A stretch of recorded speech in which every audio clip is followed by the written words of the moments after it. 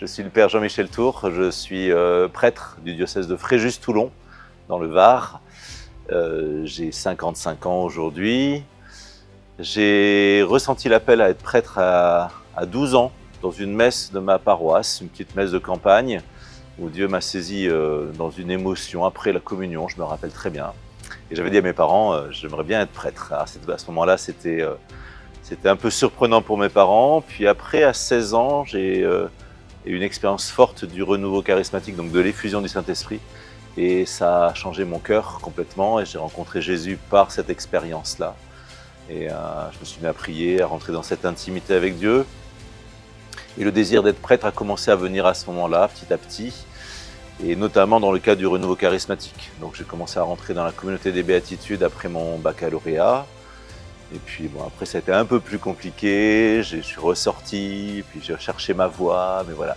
Dans le cœur, j'étais déjà appelé à être prêtre, mais je suis revenu au séminaire à 25 ans après pour un nouveau départ. Lors de l'ordination, du coup, j'avais 33 ans, donc, et ouais, c'était un beau moment parce que c'est le moment après lequel vous courez depuis 7 ans d'études, 7 ans de... C'est long en fait, hein. Parce que moi j'avais fait déjà une première année de séminaire, puis j'ai arrêté. Donc j'ai recommencé avec une année de discernement, et puis 7 ans de séminaire à nouveau. Donc il y avait vraiment une grosse épreuve de la patience, qui aujourd'hui, je trouve ça nécessaire, mais à ce moment-là c'était vraiment difficile. Et donc dans le diocèse de Toulon, c'est un diocèse qui est très ouvert au renouveau charismatique. Donc j'avais pu faire une cérémonie d'ordination qui me ressemblait, avec beaucoup de chants du renouveau, avec les gens qui tapaient dans les mains, avec ce qui est plus trop le cas aujourd'hui où c'est un peu plus normalisé, mais moi j'ai eu une fenêtre où j'ai pu passer avec un cadeau de Dieu, ça sans doute, de pouvoir faire une messe d'ordination qui me ressemblait. Alors mon ministère sacerdotal diocésain, j'ai commencé avec le ministère des jeunes pendant très longtemps, pendant plus de 15 ans. Donc l'aumônerie des lycéens, les amener en voyage à Calcutta, leur apprendre à connaître Dieu. Et c'est vrai que ce qui a marqué mon ministère des jeunes, c'est que je faisais des week-ends Saint-Esprit. Et on a vu vraiment amener les jeunes à l'effusion de l'Esprit Saint pour que vraiment leur cœur soit saisi. Et sinon, dans mon ministère de prêtre ordinaire, je suis vicaire, je ne suis pas curé, à ma demande essentiellement parce que je veux être libre de pouvoir voyager de manière itinérante et prêcher dans le monde francophone essentiellement. Donc je vais beaucoup dans les îles, en Afrique, j'étais à Cayenne, j'ai plusieurs endroits comme ça. Je prêche 1 à 2 fois par mois en dehors de mon diocèse. Dans mon diocèse, je suis le délégué diocésain au catéchuménat depuis 3 ans maintenant. Donc c'est une super mission parce que ça me permet là aussi, de proposer 2 journées de retraite où on axe sur la louange, l'effusion de l'Esprit Saint, sur une journée où le Saint-Esprit est actif. Et donc ça, je trouve ça excellent. Et puis dans ma paroisse, je suis responsable des catéchuménats aussi, pareil. Et puis vicaire, quoi, avec tout le travail d'un prêtre diocésain de confession. Donc je suis à la cathédrale de Toulon aujourd'hui. Donc il y a énormément de travail de proximité, parce que je suis en plein centre-ville.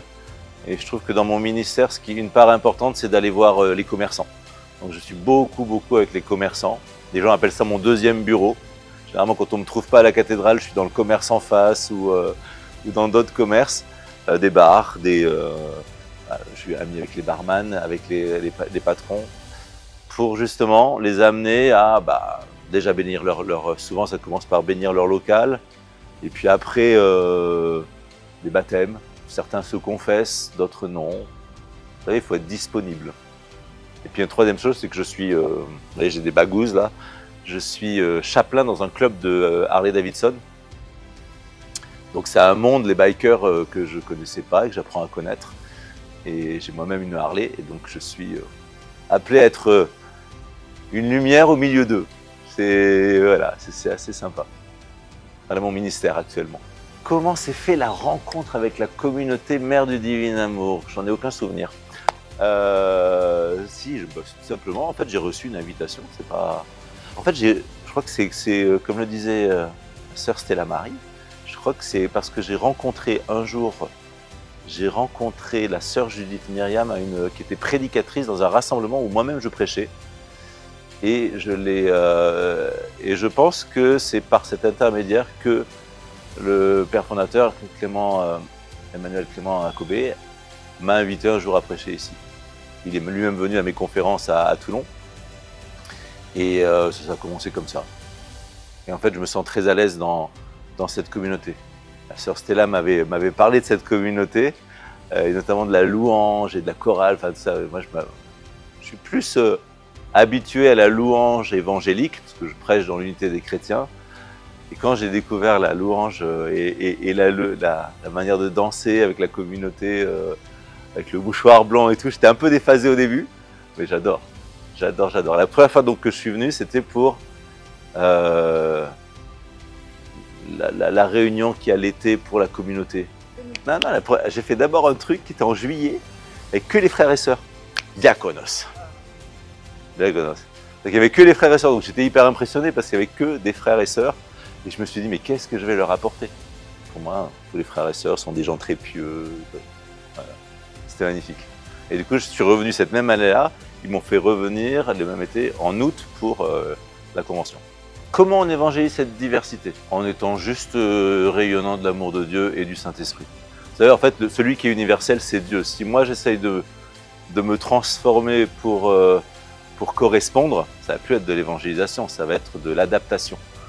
Alors oui, il y a toujours une adaptation du message en fonction de là où tu es, mais en vérité, il faut pouvoir parler de l'amour de Dieu de manière concrète, il faut pouvoir toujours parler de l'amour de Dieu, du salut, de Jésus qui est mort pour nos péchés, de cette grâce qui en nous surabonde, de cette grâce qui nous justifie, de ce Saint-Esprit qui nous fait vivre. Ma prière, c'est de dire à Dieu, fais que moi-même je sois un témoignage par ma manière de vivre, ma manière d'être.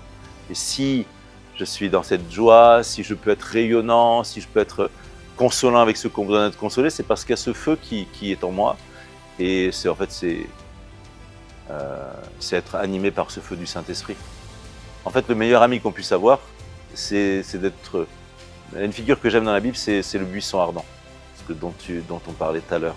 Le buisson ardent, c'est juste un pauvre buisson, en fait. Moi, je me considère comme un pauvre buisson. Dans mon humanité, j'ai des problèmes, j'ai des tares, j'ai des machins. Mais par contre, le buisson ardent, il est porteur de la flamme qui manifeste la gloire de Dieu et qui permet d'attirer Moïse et qui va révéler le nom de Dieu. Et moi, je dis à Dieu, fais de moi, je suis le buisson, mais que la flamme, que ta gloire soit toujours manifestée. Donc la question, c'est après d'être, pour moi, évangéliser, c'est d'être partout présent là où Dieu t'envoie. De ne pas te sélectionner un petit coin confortable, ta petite église ou ton, vous voyez, et pouvoir aller aux périphéries, donc les bikers, les commerçants, n'importe qui, pour dire ok, je viens au nom de Dieu. Ah, je crois vraiment qu'il y a un réveil qui est en train de venir. On a tellement pleuré de la situation, alors surtout en Occident. Hein. En Occident, par exemple la France, fille aînée de l'Église, c'est un pays qui est déchristianisé, en voie d'islamisation en plus. Même si on ne le dit pas officiellement, mais quand même, il y a des chiffres impressionnants. Mais on voit qu'il y a ce réveil qui vient spontanément. En France, on a été traversé par des problèmes de mœurs au niveau du clergé, ça a fait vraiment scandale. Mais je pense que Dieu a permis cette vérité et cette humiliation de l'Église qui s'est repentie, qui a fait la vérité. Et depuis, alors qu'on s'est dit, ça va être la fin pour l'Église, il y a des demandes de baptême. Et là, pour moi, c'est vraiment symptomatique que quand tu fais la vérité, que tu t'humilies et que tu dépends, que tu dis, tu laisses Dieu faire son travail. Et il y a ce réveil hein, que tous les prophètes annoncent et voient, et on le voit venir. Et puis, notre cœur de l'Église, c'est d'attendre le retour du Christ. Hein. Toute l'Église entière aspire à ce retour du Christ à la fin des temps. Et on peut croire qu'on est dans cette fin des temps. Et on peut appeler de notre cœur ce retour de Jésus. Mais Jésus ne reviendra jamais avec, avant qu'il y ait une grosse Pentecôte sur le monde, un nouveau... moi je crois vraiment qu'on rentre dans des temps